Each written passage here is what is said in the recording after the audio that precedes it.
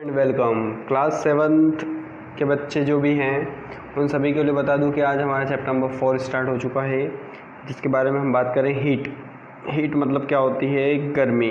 Heat के बारे में जानते ही होंगे बच्चे बहुत अच्छे से।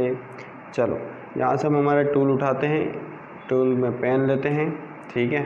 अब बात करते हैं कि कहाँ पर है 4 चैप्टर, यह ठीक है।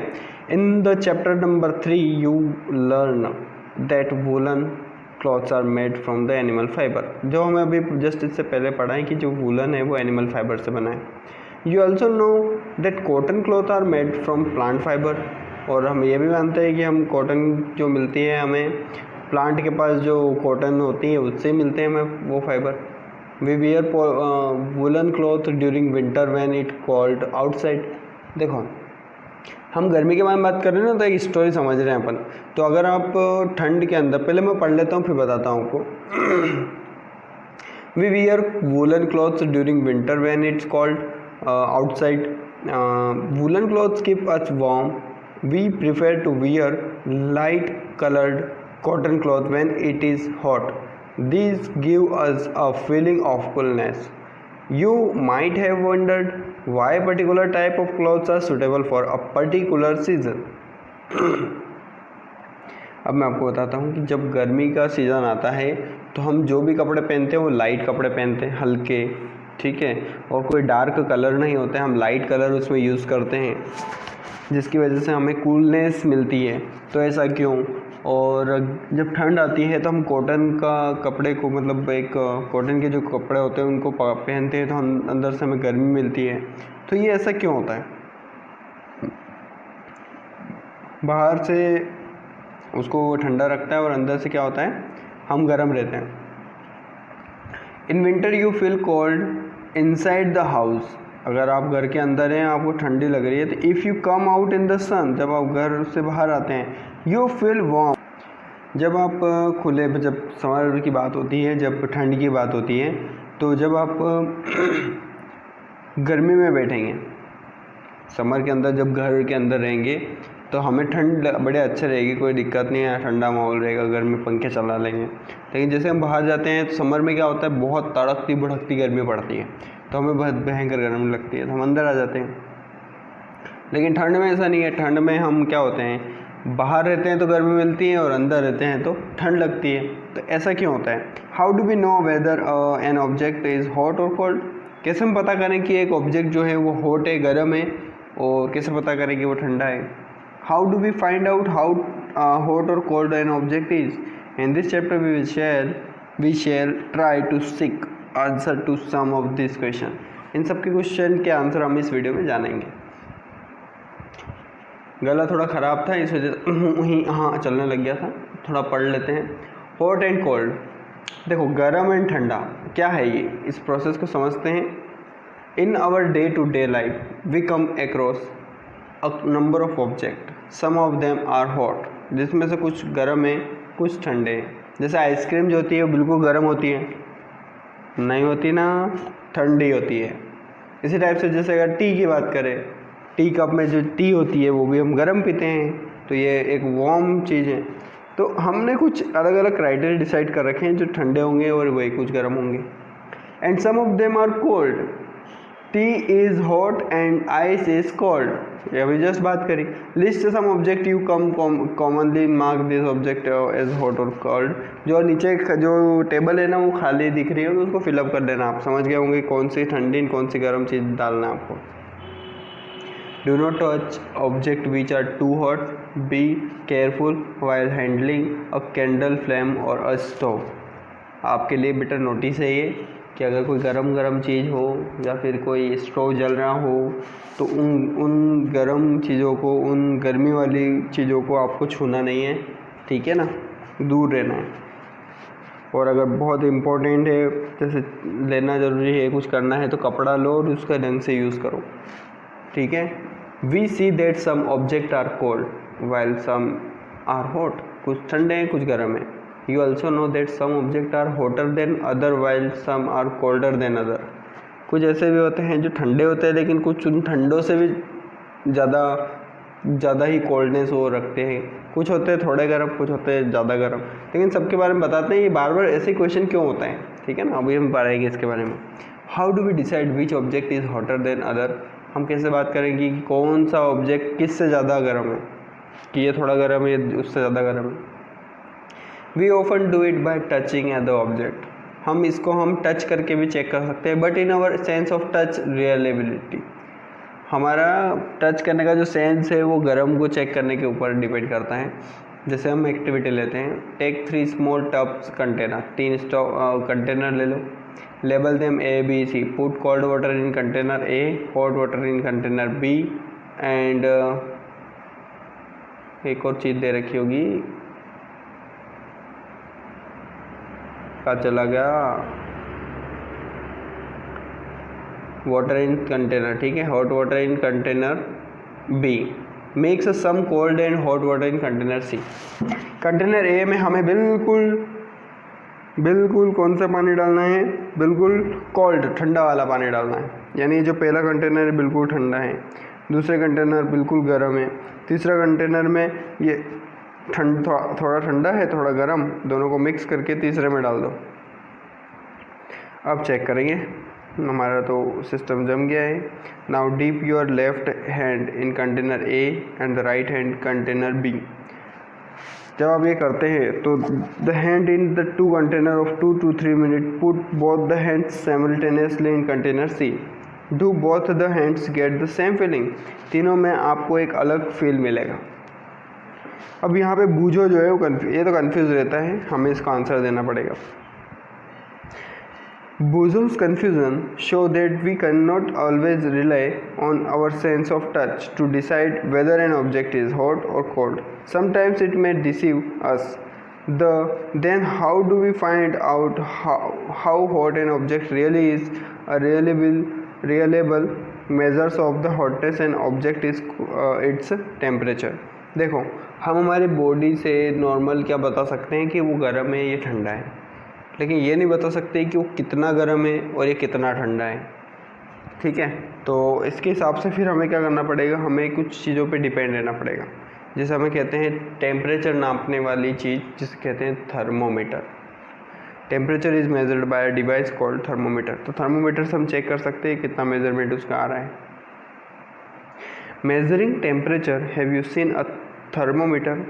Recall then that when you or some else in our family had fever, कभी कभी आपने देखा होगा कोई डॉक्टर आता है, वो चेक करता है अगर किसी को बीमार है तो थर्मोमीटर लगा के। The temperature was measured by a thermometer. The thermometer that measures our body temperature is called clinical thermometer. 2 तरह के थर्मोमीटर होते हैं, लेबोरेटरी थर्मोमीटर और एक क्लिनिकल थर्मोमीटर। क्लिनिकल यानी कि क्लिनिक में काम आने वाला, यानी कि हॉस्पिटल में काम आने वाला, और लेबोरेटरी यानी जहाँ पे बड़े बड़े साइंटिस्ट केमिकल से रिलेटेड कोई चीज़ कर रहे हो। लेबोरेटरी जो बड़ी बड़ी होती है वहाँ पर हॉटनेस को चेक करने के लिए लेबोरेटरी थर्मोमीटर का यूज़ किया जाता है। Hold the thermometer in your hand, examine it's carefully. आपको उसको ध्यान रखना है। देखो बेटा, ये भाई यहाँ पर आपको थर्मोमीटर दे रखा है, थोड़ा ध्यान से देखिएगा इसको। इस थर्मोमीटर में कुछ रेंजेस दे रखी है, ठीक है।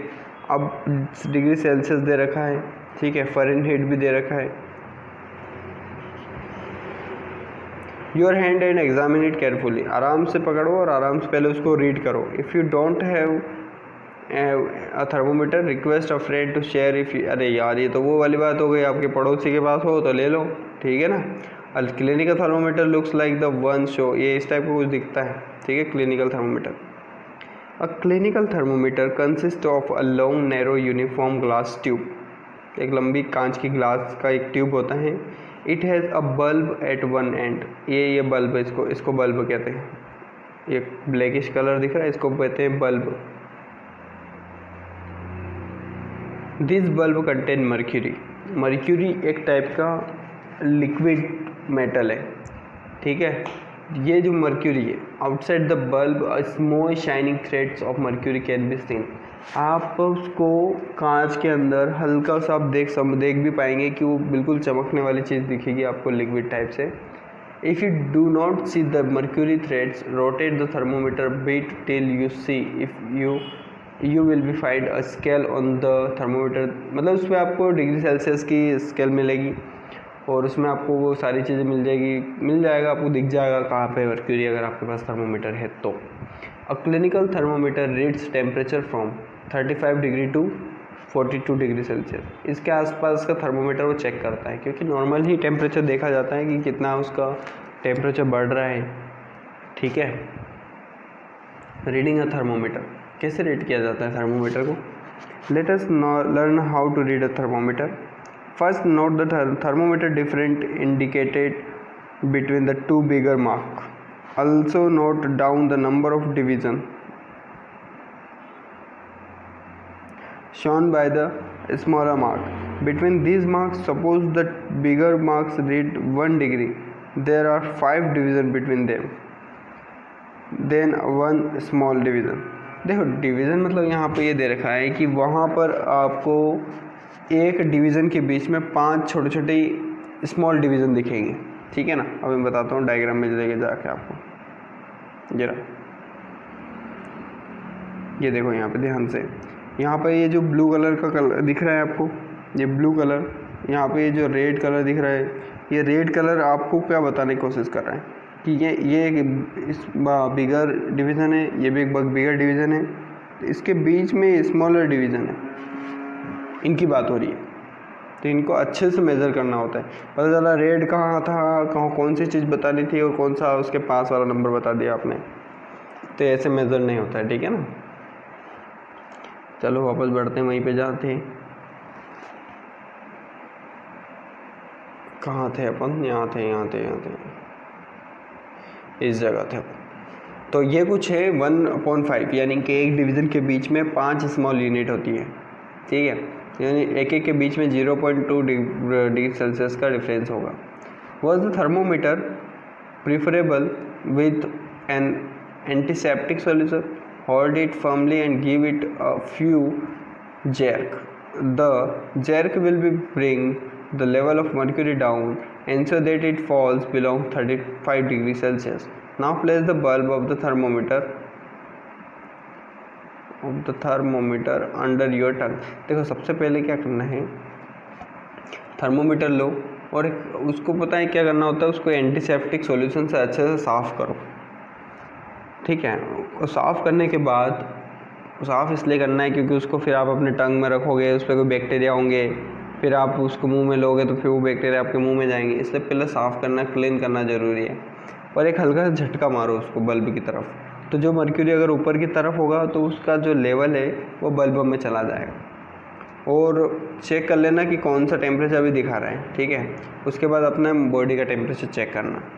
आपको कहाँ रखना है अपना थर्मामीटर? आपके टंग यानी जो जीभ होती है उसके नीचे। आफ्टर 1 मिनट, 1 मिनट के बाद take thermometer out and note the reading. आपको रीडिंग चेक करना है। This is your body temperature, जो भी आएगा वो आपका बॉडी टेम्परेचर होगा और वो डिग्री सेल्सियस में आपको बताया जाएगा, ठीक है। अब बढ़ते हैं।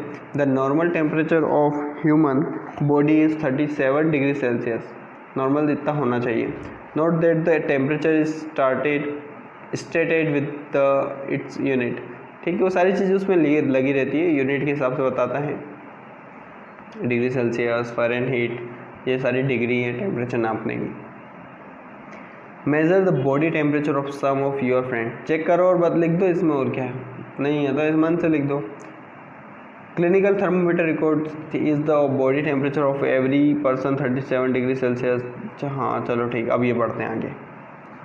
यहाँ पर हमारे पास एक बहुत बड़ा थर्मोमीटर है जो लेबोरेटरी, ये लेबोरेटरी तक पढ़ेंगे आज इस वीडियो में, ठीक है। The thermometer of every person में नॉट बी 37 डिग्री। देखो सबका एक जैसा नहीं होता है, कुछ ना कुछ डिफरेंस रहता है। किसी का स्लाइटली हाईवर होगा, कुछ थोड़ा सा किसी का लोअर होगा। Actually what we call normal temperature is the average body temperature of a large number of healthy person. The clinical thermometer is designed to measure the thermometer of human body only. The temperature of human body normal does not go below 35 degree Celsius, above 42 degree Celsius. हमारा जो एक range होती है कि एक human being की जो range होती है थर्मोमीटर की, वो 35 से 42 के बीच में ही रहती है ना, तो इससे ज़्यादा होगी ना इससे कम होगी नॉर्मल ह्यूमन बीइंग के। तो हम नॉर्मली अपने क्लिनिकल थर्मोमीटर से उसकी बॉडी टेम्परेचर चेक कर लेते हैं। अब आगे बढ़ते हैं। यहाँ पे आपके लिए कुछ प्रिकॉशंस दे रखी थी, वो पढ़ते हैं। Precautions to be while using a clinical thermometer. जब भी आप क्लिनिकल थर्मोमीटर यूज़ कर रहे हो तो आपको कुछ न कुछ चीज़ें ध्यान रखना है। पहली चीज़ है, thermometer should be washed before and after use, preferably with an antiseptic solution. आपने यूज़ कर लिया है तब भी आपको एंटीसेप्टिक सॉल्यूशन से धोना है, और जब आप यूज़ कर रहे हैं तो भी एक बार उसको एंटीसेप्टिक सॉल्यूशन से साफ़ कर लेना है। Ensures that before use the mercury level is below 35 degree Celsius. उसको एक बार अच्छे से झटक के चेक कर लेना कि उसका जो मर्क्यूरी लेवल है वो 35 डिग्री सेल्सियस से नीचे होना चाहिए। Read the temperature keeping the level of mercury along the line of site. ये भी चेक कर लेना कि जो थर्मोमीटर का जो लेवल है वो सही से चल भी रहा है कि नहीं चल रहा है, और उसका रीडिंग जो है वो भी चेक करना कि जैसे आपने कोई चीज़ चेक करी है तो आपने जो जितना भी आपको उसमें आया है थर्मोमीटर की रेंज, आपने वो लेने गए इतने तो उसका वो जो लेवल है वही ख़त्म हो गया, तो आप उसका एक मर्क्यूरी का लेवल चेक कर लेना जल्दी से, एक रीड कर लेना ढंग से। हैंडल थर्मोमीटर विथ केयर, आराम से पकड़ो क्योंकि कांच का है। अगेंस्ट सम हार्ड ऑब्जेक्ट, उसको कहीं एक हार्ड ऑब्जेक्ट से टकरा ना जाए, जैसे दीवार पर या फिर किसी टेबल कुर्सी से टकरा ना जाए, टूट जाएगा। Don't hold thermometer by the bulb while reading it. Bulb से नहीं पकड़ना है क्योंकि वो बल्ब ही है जो आपके टेम्परेचर को चेक करता है, तो आप जब उसको रीडिंग कर रहे होंगे तो वो आपके हैंड का टेम्परेचर बताने लग जाएगा, तो बल्ब को नहीं पकड़ना है आपको। चलो, और ये तो हमने पढ़ लिया, बड़े समझदार हो गए आप तो। अब चलो अब नीचे बढ़ते हैं।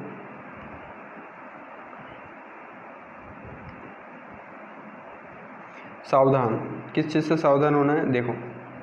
Do not use a clinical thermometer for measuring the temperature of any object other than the human body. किसी दूसरी चीज़ के लिए क्लिनिकल थर्मोमीटर का कभी भी यूज़ मत करना। वो सिर्फ और सिर्फ किसके लिए बनाया गया है, वो बनाया गया है ह्यूमन बींग्स बॉडी के लिए, क्योंकि उनका नॉर्मल टेम्परेचर चेक करने के लिए। लेकिन अगर आपने इसको अवॉइड किया, also avoid keeping the thermometer in the sun and near a flame, it may break. अगर आपने धूप में ज़्यादा टाइम तक रख दिया, कड़कती धूप में, तो भी उसको प्रॉब्लम आएगी। आपने किसी गर्म चीज़, पानी को चेक करने के लिए थर्मोमीटर का यूज़ किया तो भी प्रॉब्लम आएगी, वो टूट भी सकता है वो। ठीक है, तो ये कुछ चीज़ें जो आपको ध्यान में रखना है। तो अब बात करेंगे लेबोरेटरी थर्मोमीटर की, और लेबोरेटरी थर्मोमीटर हम नेक्स्ट वीडियो में बात करें तो ज़्यादा अच्छा से बात करेंगे। अभी फ़िलहाल इतना ही, और जितना इस टॉपिक में हमने पढ़ा है उस सभी को चीज़ को रीड और लर्न करके समझिएगा, और कोई क्वेश्चन आए तो मुझे बताइएगा। Okay, bye bye.